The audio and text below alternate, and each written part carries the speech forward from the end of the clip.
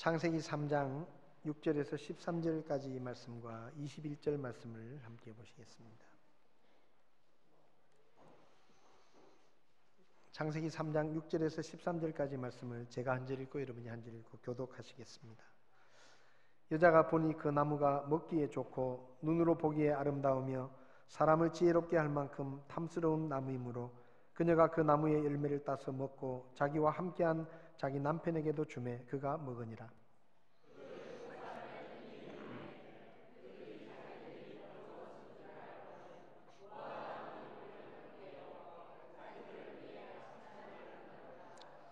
그들이 그날 서늘할 때에 동산에서 거니시는 주 하나님의 음성을 듣고 아담과 그의 아내가 주 하나님 앞을 떠나 동산의 나무들 가운데 숨으매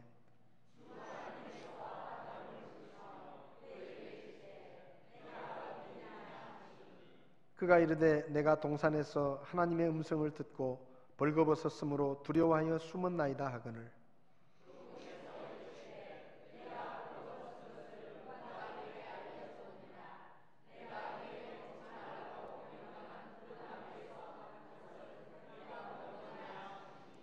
남자가 이르되 하나님께서 나와 함께 있으라고 주신 여자 곧 그녀가 그 나무에서 나는 것을 내게 주므로 내가 먹었나이다 하매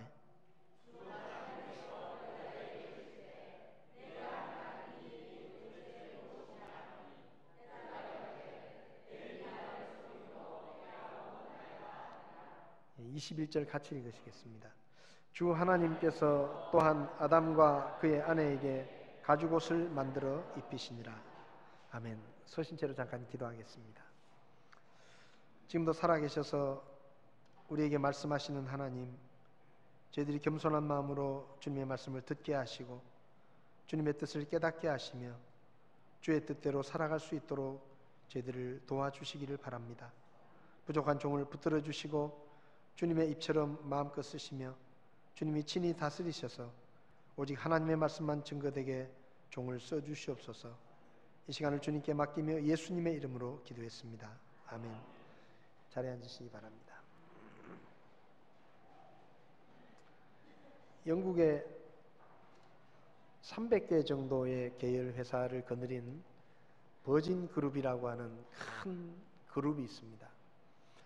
그 그룹의 리처드 브랜슨이라는 사람이 회장인데 이분은 아주 생김새도 좀 특별하게 생겼지만은 아주 그 기업을 운영하는데 모든 사람들이 전혀 예상할 수 없는 아주 충격적인 그런 방법으로 이 혁신적인 방법으로 기업을 운영해서 종종 사람들을 놀라게 하는 그런 사람입니다. 생긴 건 큰 부자같이 안 생겼는데 그냥 뭐 무슨 가수처럼 생겼지만은 이 사람이 정말 재산이 계산도 할 수 없을 만큼 돈이 많은 영국의 큰 재벌입니다. 근데 이분의 이 버진 그룹이라는 이 그룹이 이분의 이 경영 철학 속에 어떤 철학이 있는가 하면 내가 경영하는 회사에는 한번 죄를 짓고 교도소에 갔다 온 전과자들을 취직을 시켜야 되겠다.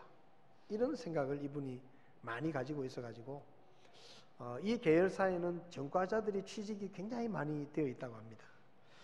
근데 이분이 처음부터 뭐 그런 생각을 한 게 아니고 한 번은 이분이 호주의 어떤 기업인으로부터 초대를 받아가지고 호주에 가서 그 기업인과 함께 멜버른 교도소라고 하는 교도소에서 하룻밤을 이렇게 보내게 됐는데 그때 이제 그분이 하는 말이 우리 회사는 이 호주의 톨이라는 이 회사의 회장인데요. 그분이 우리 회사는 이 한번 잘못해가지고 교도소에 갔다가 출소한 사람들을 굉장히 많이 취직을 시켰습니다.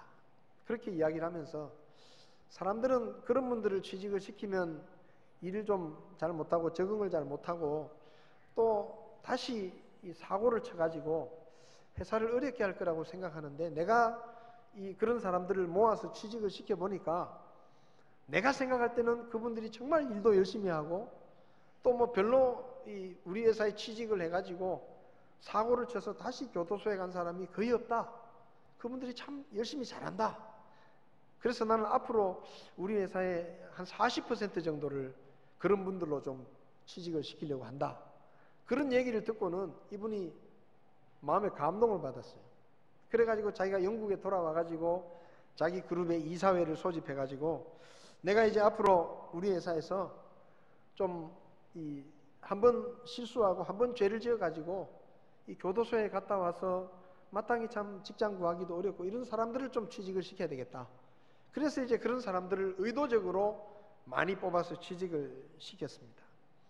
근데 실제로 그런 분들을 취직을 시켜보니까 그분들이 일도 열심히 하고 또 그냥 취직이 안 돼서 그냥 이렇게 지내다가 다시 범죄를 저지르는 사람들이 많은데 그래도 취직이 돼가지고 안정된 직장이 생기니까 다시 죄를 짓고 그렇게 돌아가는 사람들이 별로 없더라. 그런 이제 얘기를 하면서 이분도 앞으로 나도 우리 회사에서 더 많은 사람들을 좀 취직을 시켜야 되겠다. 그런 생각을 가지고 있다라는 것을 어느 신문에서 제가 본 적이 있습니다. 사실 한번 죄를 짓고 이 교도소에 다녀오거나 전과자가 되면 사실은 재기하기가 참 어렵습니다. 특히 우리나라 같은 사회에서는 이렇게 누가 한번 내가 아는 사람이 어디 잘못을 해서 뭐 교도소에 갔다 왔다든지 그러면 사람들이 그냥 어떤 편견을 가지고 있어요. 저 사람은 나쁜 사람이다. 또 나름대로 선입관도 있고 또 왠지 모르게 그런 사람은 부담스럽고 또 불안하고 그래서 거부감을 갖기가 참 쉽습니다. 그래서 정상적인 생활로 돌아가는 것이 사실은 상당히 어려워지는 이런 경향들이 우리나라에도 있습니다. 왜냐하면 이 죄라는 것이 그냥 지을 때는 잠깐이지만 그 죄가 우리의 삶에 미치는 영향력은 잠깐으로 끝나는 게 아니고 어쩌면 죽을 때까지 이 세상을 떠날 때까지 끊임없이 우리의 삶에 좋지 않은 영향을 미치게 되는 것입니다. 그리고 이게 인간관계에서도 수많은 변화를 가져오는 것이죠. 예를 들면 아주 친한 친구 사이라도 친하게 잘 지내다가 그 친구가 예를 들어서 뭐 사기를 쳐가지고 교도소에 한번 갔다 왔다더라. 뭐 그렇게 되면 그 다음부터는 그 사람과 계속 친구 사이를 유지하기보다는 이렇게 친구에서 서로 떨어져 나가는 이런 경우들이 훨씬 더 많습니다. 그래서 이 죄라는 것은 이렇게 무서운 것입니다. 잠깐 죄를 짓지만 그 죄가 미치는 영향이 지속적이라는 거죠. 여기 오늘 본문을 보면 사람들이 언제부터 죄를 짓게 되었는가 하는 것에 대한 답이 나와 있습니다. 여러분, 사람이 언제부터 죄를 지었는가 하면 처음 때부터 죄를 지었습니다. 하나님이 처음 만드신 사람도 죄를 지었습니다. 여기 창세기 2장을 보면 하나님이 흙으로 최초의 사람인 남자를 만듭니다. 그리고는 그 남자를 만들고 사람이 살기에 가장 좋은 환경인 에덴 동산이라고 하는 동산을 만들어서 거기는 사람이 살기에 최고 좋은 완벽한 환경입니다. 거기 살게 하셨어요. 근데 거기 살도록 하시면서 하나님이 남자에게 이렇게 말씀합니다. 2장 16절 17절을 보면 주 하나님께서 남자에게 명령하여 이르시되 동산의 모든 나무에서 나는 것은 네가 마음대로 먹어도 되나 선악을 알게 하는 나무에서 나는 것은 먹지 마라.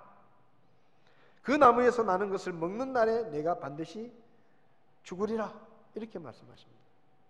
그러니까 에덴 동산을 만들고 거기 남자를 들여보내면서 동산에 있는 모든 나무의 열매는 마음대로 먹어도 되지만 선악을 알게 하는 나무의 열매는 절대로 먹지 마라. 그걸 먹으면 반드시 죽는다라고 하나님께서 남자에게 말씀하셨습니다. 그리고는 하나님이 남자를 보니까 다른 동물들은 다 짝이 있는데 남자는 짝이 없으니까 외로워 보여서 남자를 깊이 잠들게 하고 갈빗대를 하나 뽑아서 여자를 만드시죠. 그리고 같이 살게 합니다. 그래서 둘이 행복하게 잘 살았습니다. 그런데 오늘 여기 창세기 3장을 보면 사탄이 여자를 유혹하려고 여자에게 다가옵니다.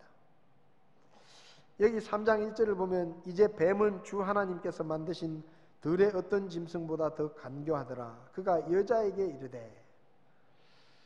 그러니까 지금 남자와 여자가 있는데 사탄이 남자를 유혹하려고 하지 않고 여자를 유혹하러 왔어요. 이유가 뭘까 생각을 해볼 때 여러 가지 이유가 있겠지만은 그 중에 한 가지는 뭔가 하면요, 성경을 보면 하나님께서 선악을 알게 하는 나무의 열매를 먹지 말라, 그걸 먹으면 반드시 죽는다라고 남자에게는 직접 말씀하셨어요.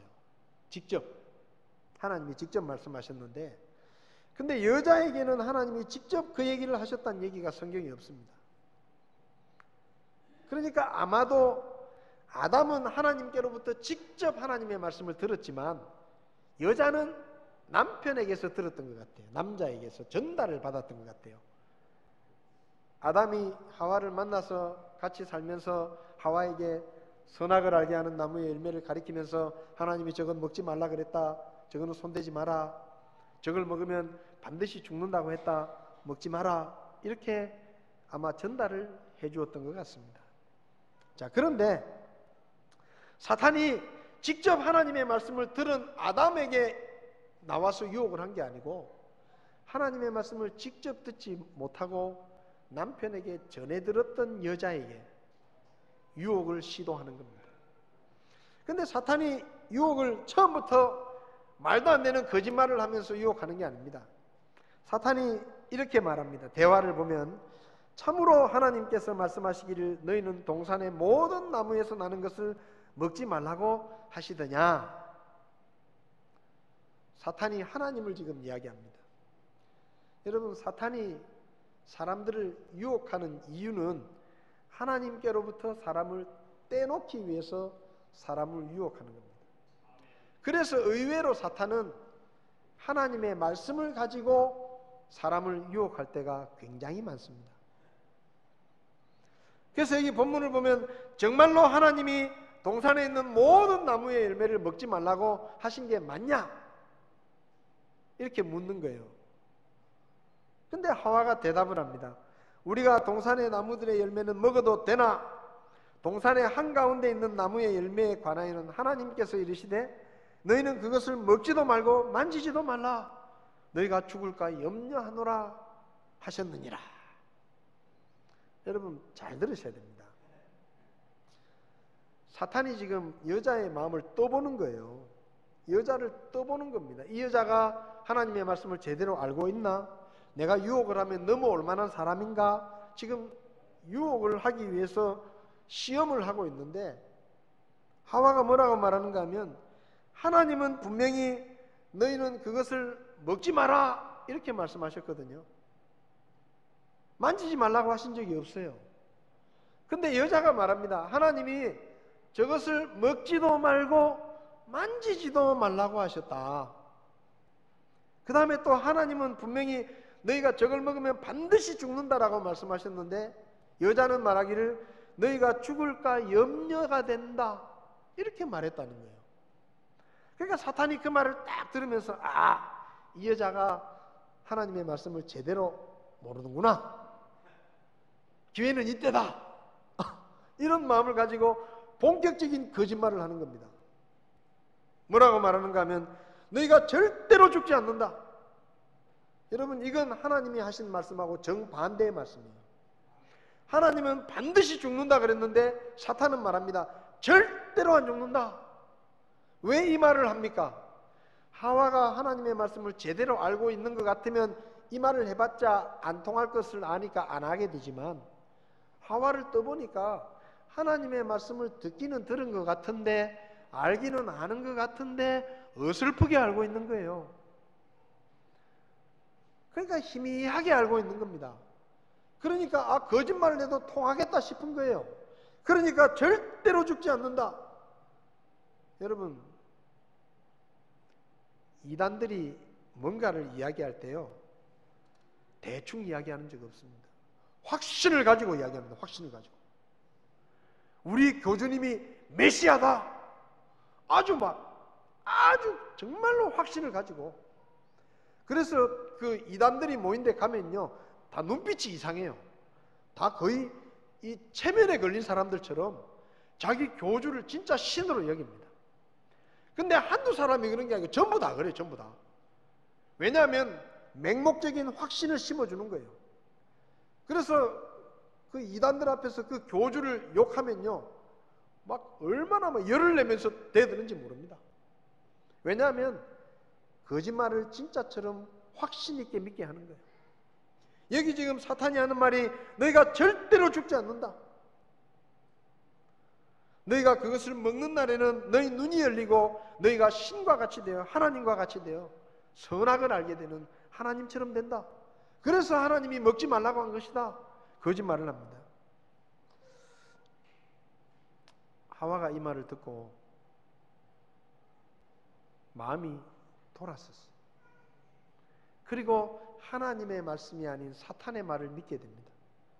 그리고는 남편에게 상의도 하지 않고 하나님에게 묻지도 않고 선악을 알게 하는 나무의 열매를 따서 먹습니다. 먹고 나니까 남편에게도 주어서 먹게 합니다. 어떤 책에 보니까 여자는 선악을 알게 하는 나무의 열매를 먹을 때 진짜 그걸 믿고 술술 넘어가서 목에 아무것도 없고, 남자는 여자가 준 걸 받아 먹으면서 순간적으로 양심의 가책이 돼가지고 하나님 말씀 이거 아닌데 하고 잠시 멈춰가지고 여기 남자 목에는 아담스 애플이라는 게 있다 이렇게 어떤 책이, 여기 남자는 진짜 이게 툭 튀어나왔거든요. 여기 그렇게 얘기하던데, 어쨌든 여자도 먹고 남자도 먹었습니다. 먹고 나서 눈이 밝아져 가지고 하나님처럼 되어야 되는데 먹고 나니까 비로소 그것이 잘못이었다라는 것을 알게 됩니다. 그리고 서로 벌거벗은 모습을 보고 상대방에 대해서도 부끄럽게 여기게 되고 자기 자신에 대해서도 부끄럽게 여기게 됩니다. 그리고는 자기들을 감추기 위해서 무화과나무로 잎으로 앞치마를 만들어서 부끄러운 부분을 가리게 됩니다. 여러분, 죄를 짓고 나면 하나님을 두려워하게 되고 부끄러워지게 되고 수치심을 느끼게 됩니다. 그래서 감추게 되죠. 왜 죄 짓는 사람들이 밤에 죄를 짓는지 아십니까? 부끄러우니까. 낮에 벌건 대낮에 다 보고 있는데 남의 집 담을 넘어보세요. 얼마나 부끄러운 일이에요. 그러니까 아무도 안 보는 밤에 담을 넘는 거예요. 대부분의 범죄는 어두운 곳에서 일어납니다. 왜냐하면 부끄러운 줄은 알아요. 부끄러운 줄은. 그런데 오늘 본문의 말씀을 통해서 제가 관심을 갖고 싶은 것은, 그럼 사람이 죄를 지었을 때 하나님은 어떻게 하셨느냐는 거예요. 하나님은. 여기 오늘 본문을 보면 하나님은 죄를 짓고 하나님을 두려워하며 나무 뒤에 숨어있는 아담과 하와를 찾아오셨습니다. 아담과 하와는 죄를 짓고 나서 하나님 앞에 죄를 지었다는 두려움과 그리고 부끄러움 때문에 숨었어요. 하나님이 동산에 나타나시는 것 같으니까 나무 뒤에 가서 숨어 있었습니다. 그런데 하나님은 아담과 하와를 찾아오셨습니다. 아담과 하와가 숨어있는 곳까지 하나님이 찾아오셨어요. 하나님은 그분의 명령을 어기고 죄를 지은 아담과 하와를 이제는 너희가 내 말을 듣지 않으니 나는 너를 버리겠다라고 말씀하지 않으시고, 그들을 포기하지 않으시고 그들을 떠나지 않으시고 죄를 지은 아담과 하와가 숨어있는 곳까지 직접 그분이 찾아오셨습니다. 성경은 2000년 전에 예수님이 오신 사건을 뭐라고 표현하는가 하면 누가복음 19장 10절에 사람의 아들은 잃어버린 것을 찾아왔다. 여러분, 하나님은 범죄하고 두려움에 떨며 숨어있는 아담과 하와를 찾아오셨습니다.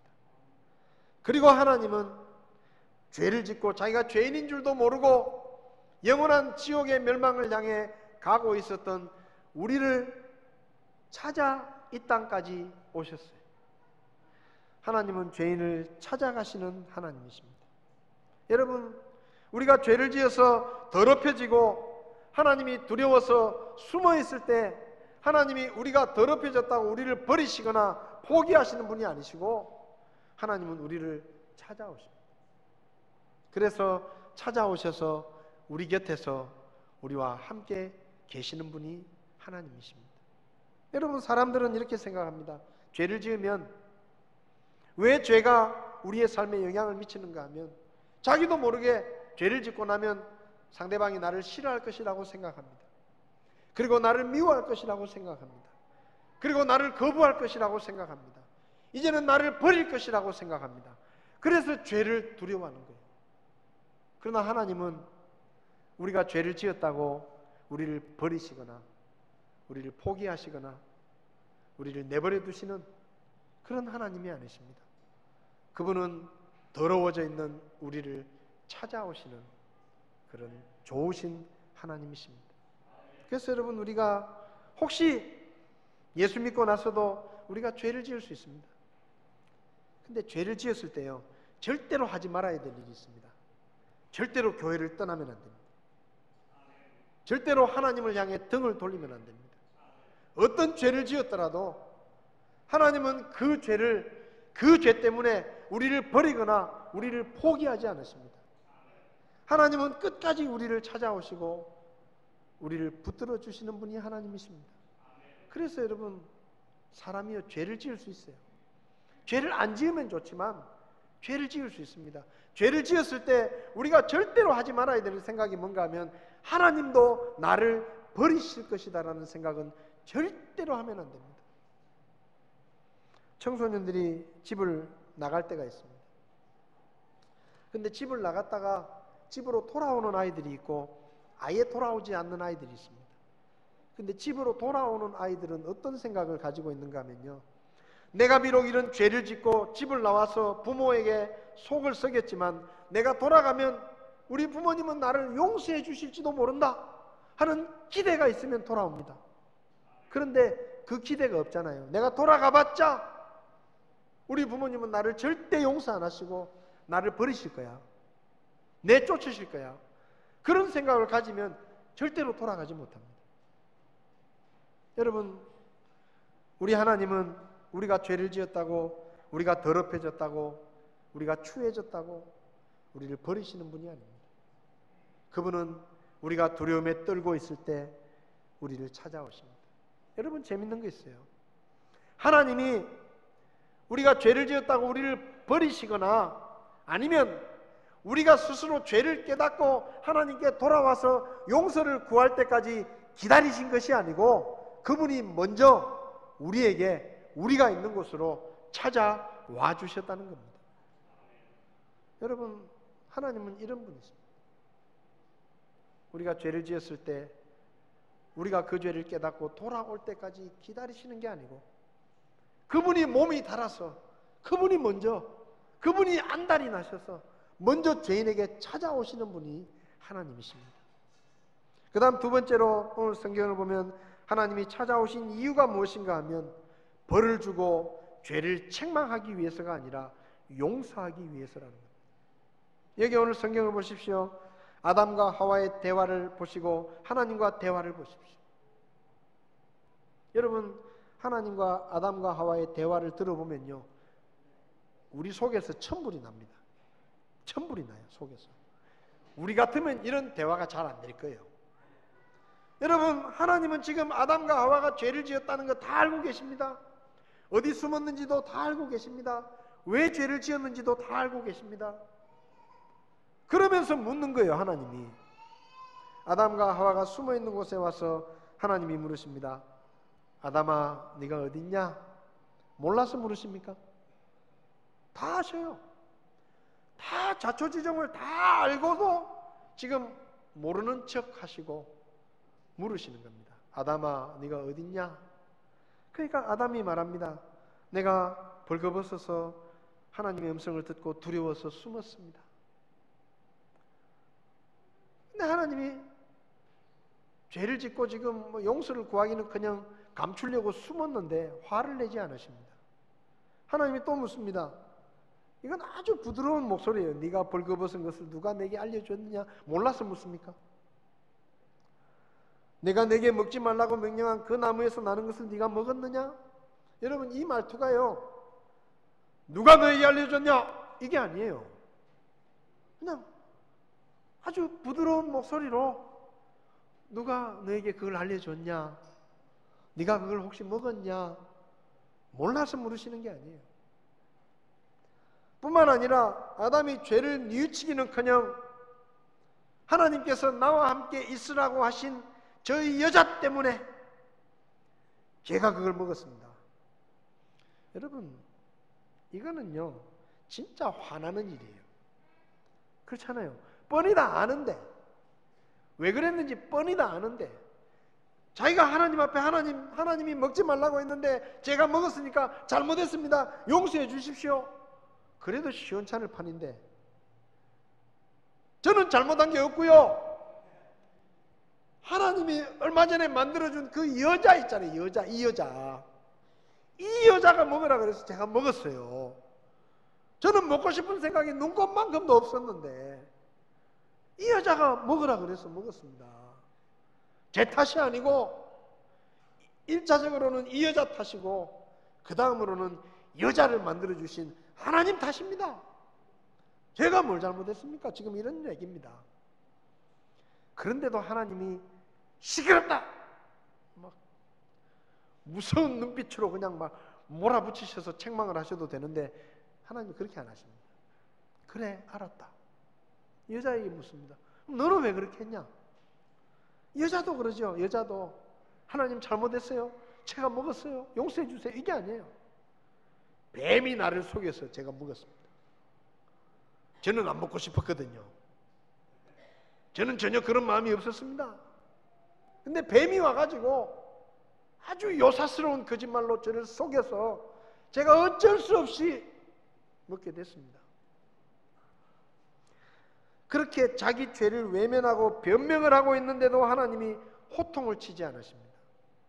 왜냐하면 하나님이 아담과 하와를 찾아오신 이유가 죄를 심판하고 벌을 주시기 위해서 오신 게 아니고 용서하시려는 마음을 가지고 오셨기 때문에 용서하려고 합니다.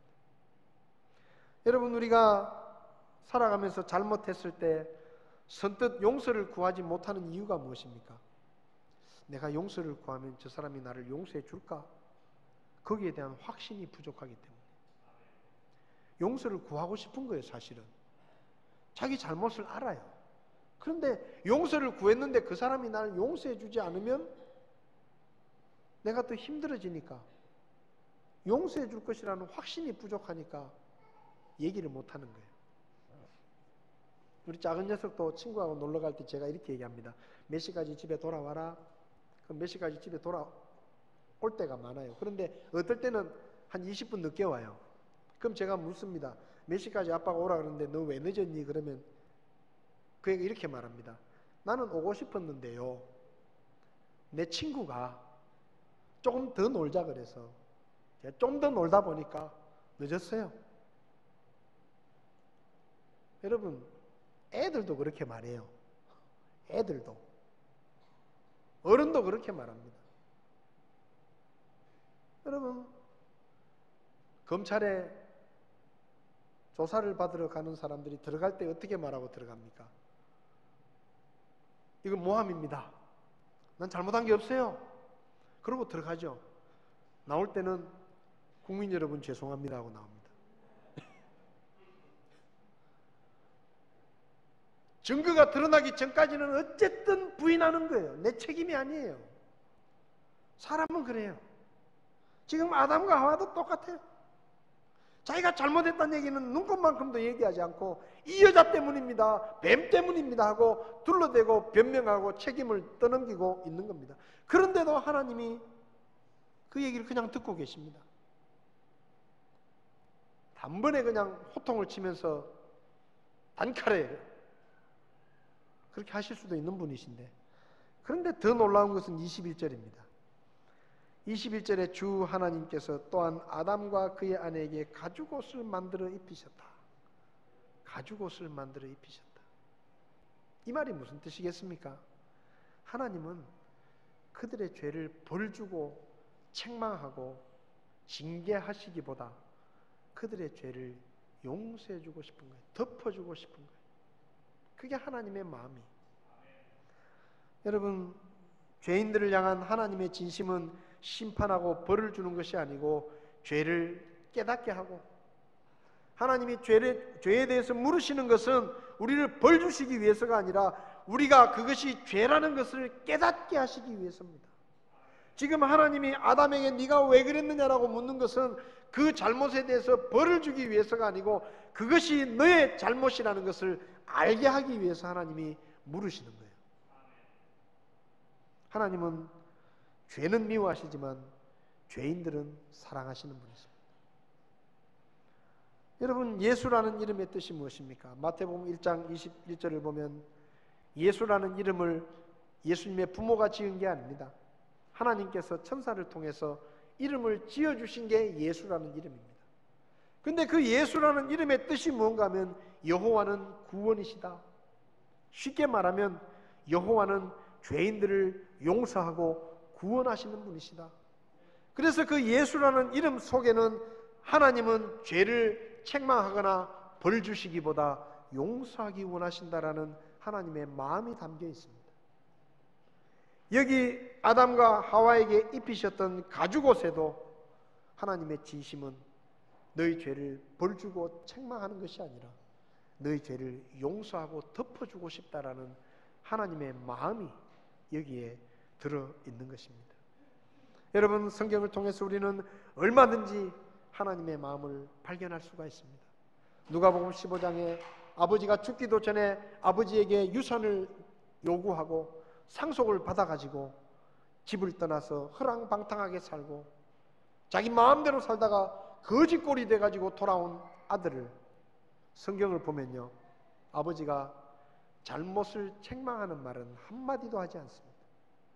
그냥 그 아들을 가슴에 안고 이미 그를 용서하고 그리고 그 아들의 옷을 입히고 신발을 신기고 반지를 끼워줍니다. 그게 하나님의 마음이에요.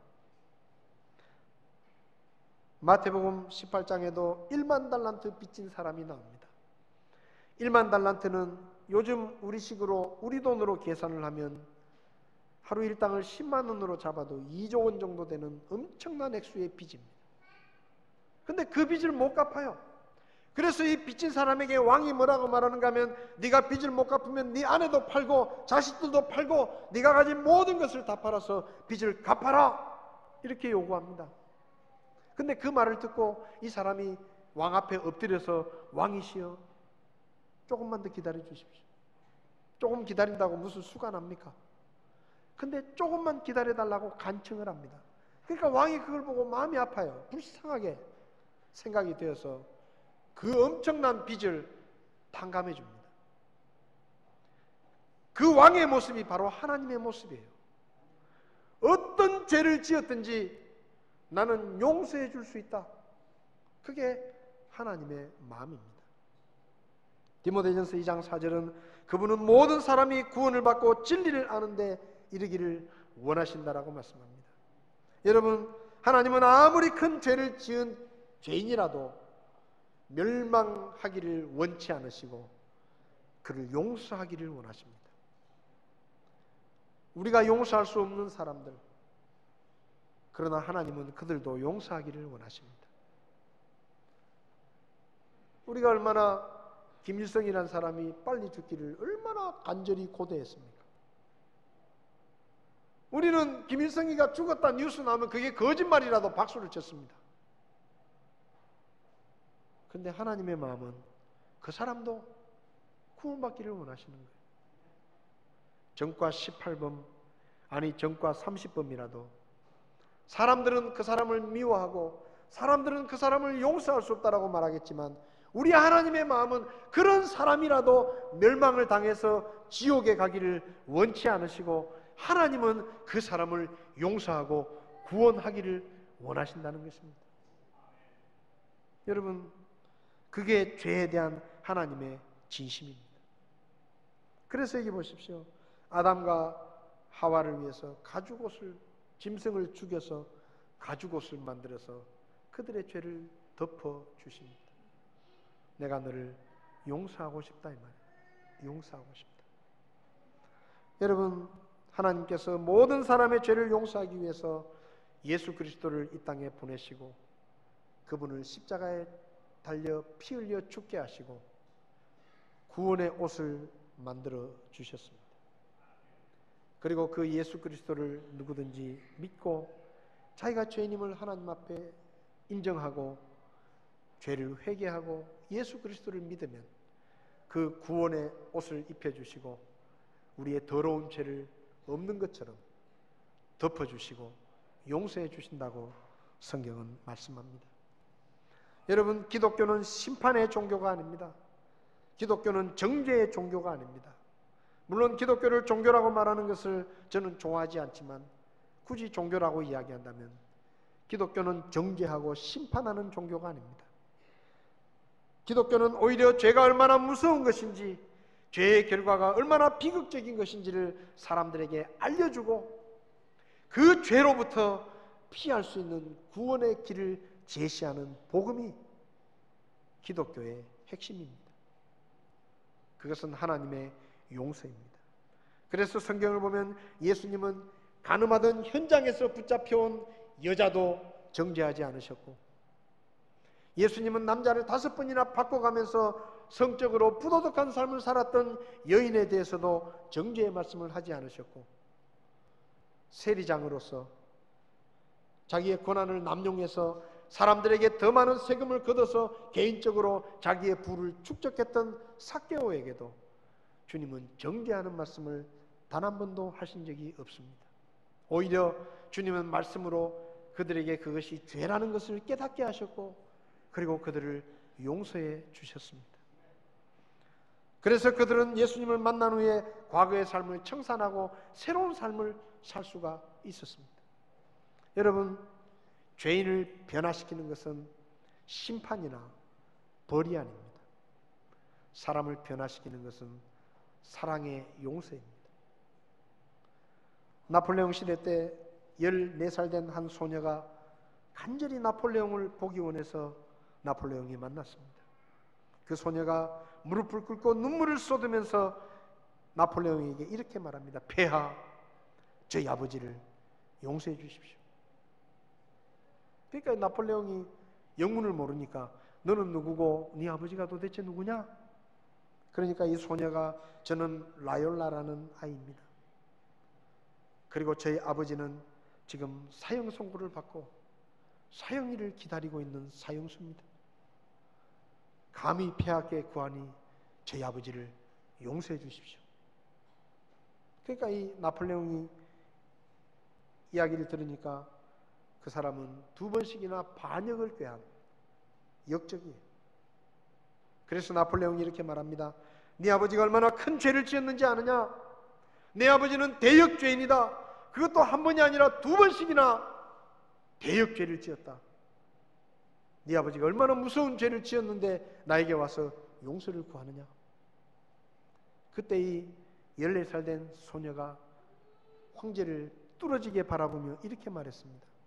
폐하, 저는 지금 우리 아버지가 지은 죄가 가볍다고 말하는 것이 아닙니다. 우리 아버지는 죽을 죄를 지었다. 그러나 제가 지금 여기서 폐하에게 구하는 것은 폐하의 용서입니다. 우리 아버지 죄가 가볍다는 말이 아닙니다. 우리 아버지가 벌을 받지 않아도 당연하다는 얘기가 아닙니다. 벌을 받는 것이 마땅하지만 폐하의 권한으로 용서를 구하고 있습니다. 그러니까 나폴레옹이 생각을 하게. 그리고 이렇게 말합니다. 네 말처럼 네 아버지는 죽어서 마땅한 죄인이다. 그러나 나에게 그 죄를 용서할 수 있는 권한이 있으니 너를 봐서 내가 네 아버지를 용서해 주겠다. 평안하게 돌아가거라. 여러분, 죄인은, 사람은 하나님이 일방적으로 용서해 주지 않으면 죄를 해결할 수 있는 길이 절대로 없습니다. 하나님이 마음을 먹고, 하나님이 먼저 마음을 먹고 그분이 우리에게 용서를 선포하지 않으면 우리가 그분 앞에서 용서를 받을 수 있는 길은 절대로 없어요. 우리가 아무리 손이 발이 되도록 빈다고 하더라도 그분은 우리의 죄를 용서하실 이유가 없습니다. 근데 그 하나님이 우리의 죄를 용서하기로 작정하시고 무슨 죄든지 죄를 인정하고 예수 그리스도를 믿으면 구원의 옷을 입으면 다 용서해 주시겠다고 마음을 먹고 결정을 하고 찾아오시고 그분이 대가를 치르시고 우리 대신 십자가에서 사형의 벌을 대신 받으시고 우리 죄를 용서하기로 하셨기 때문에 우리가 용서받을 수가 있는 겁니다. 여러분, 죄 용서함을 받으셨습니까? 어떻습니까? 요한일서 1장 9절은 만일 우리가 우리 죄들을 자백하면 그분께서는 신실하시고 의로우사 우리의 죄들을 용서하시며 모든 불의에서 우리를 깨끗하게 하신다고 말씀합니다. 죄로 우리가 더러워진 것이 문제가 아니고 우리가 그분 앞에 용서를 구하지 않는 것이 문제입니다. 우리가 죄를 지었다는 것이 문제가 아니고 우리가 죄인임을 모르고 그분 앞에 나가지 않는다는 것이 문제입니다. 오늘 하나님께서 우리 마음속에 구원받지 못한 분들은 먼저 죄를 용서받고 구원을 받으셔야 돼요. 하나님은 용서하기 원하십니다. 돌아와서 내가 죄인입니다. 그렇지만 용서를 받기 원합니다. 저도 예수님을 믿겠습니다. 그러면 용서하기 원하십니다. 그분 앞에 나오면 용서받을 수 있습니다. 그리고 구원받고 그리스도인이 되었더라도 우리가 살아가면서 이런저런 죄를 지을 수 있는데 그 죄를 지었을 때 하나님을 두려워하고 숨지 마십시오. 용서하시는 하나님을 믿고 부끄럽지만 그분 앞에 나가서 여러분의 죄를 자백하십시오. 그러면 하나님이 우리를 용서해 주실 것입니다. 뿐만 아니라 그분의 용서를 우리가 받았으니 우리도 형제 자매들의 잘못과 죄에 대해서 우리도 용서해 주는 것이 성경적으로 옳은 일입니다. 골로새서 3장 13절을 보면 누가 누구와 다툴 일이 있거든 서로 참고 서로 용서하되 그리스도께서 너희를 용서하신 것 같이 너희도 그렇게 해라. 여러분, 저는 이 성경을 읽으면서 하나님과 제가 얼마나 다른지를 알게 됐습니다. 저는 우리 아이들이 잘못한 걸 잘 모를 때도 잘못했다라고 단정을 짓고 추궁할 때가 많습니다. 모르면서도 알게 되면 더 무섭게 우리 아이들을 책망했던 적이 있습니다.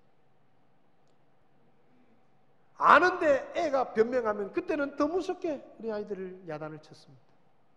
근데 하나님은 그렇게 하지 않으시더라고요.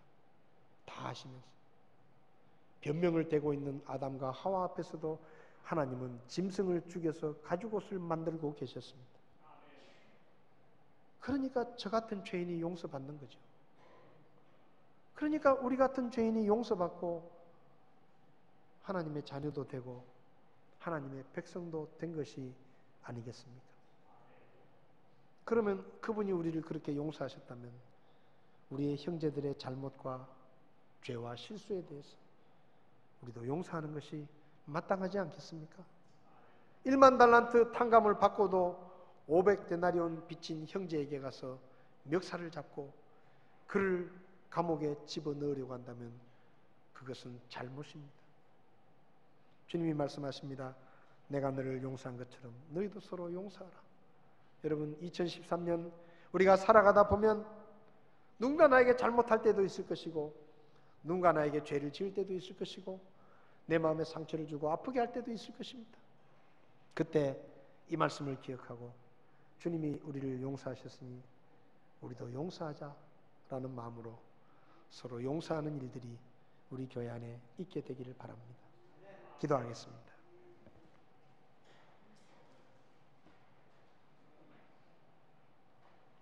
하나님은 우리의 죄를 용서하기 원하십니다. 하나님은 죄가 얼마나 무섭고 그 죄의 끝에 지옥의 형벌이 얼마나 무서운지를 하나님은 아시기 때문에 우리를 용서하기 원하십니다. 여러분 가운데 혹시 목사님 오늘 설교를 들으면서 저도 하나님 앞에 죄인인데 제가 용서받은 적이 없습니다. 제가 예수 그리스도를 믿고 그분을 통해 죄 사함을 받은 적이 없습니다. 오늘 하나님이 저를 용서하기 원하신다는 것을 알게 됐습니다. 저도 죄 용서함 받고 지옥에 가지 않고 천국에 가고 싶습니다.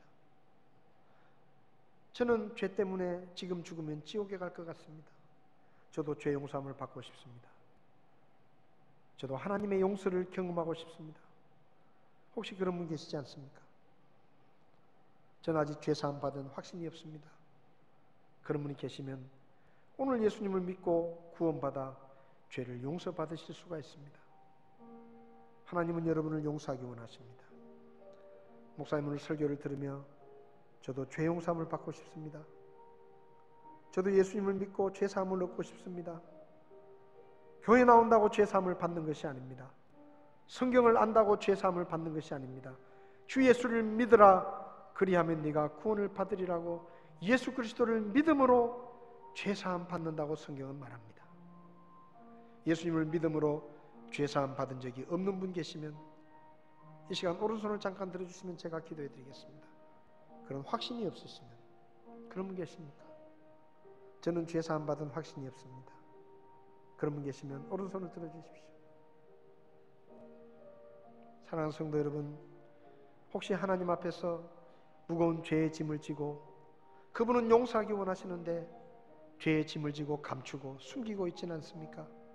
오늘 하나님 앞에 여러분의 마음을 힘들게 하는 모든 죄악들을 다 내려놓으십시오. 하나님께 자백하십시오. 그러면 하나님이 용서를 해주실 것입니다. 죄책감이 얼마나 무섭고 무겁습니까?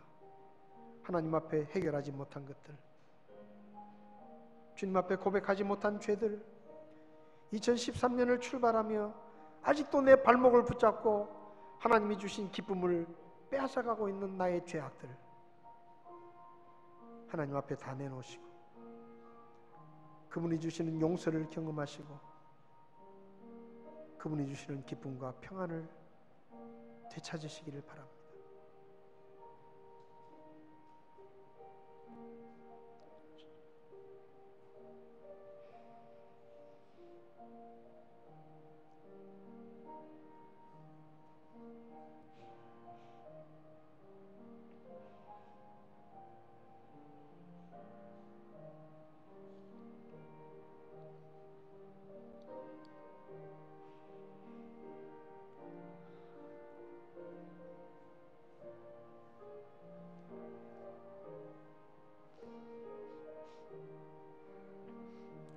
우리 287장 1절만 찬송하시겠습니다.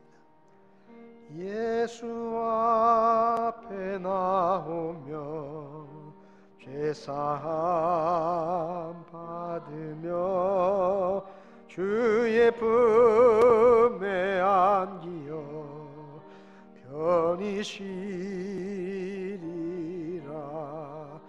우리 주만 믿으며 모두 구원 얻으며 영생 복락 멸류관 확실히 받겠네. 기도하시겠습니다. 은혜로우신 하나님,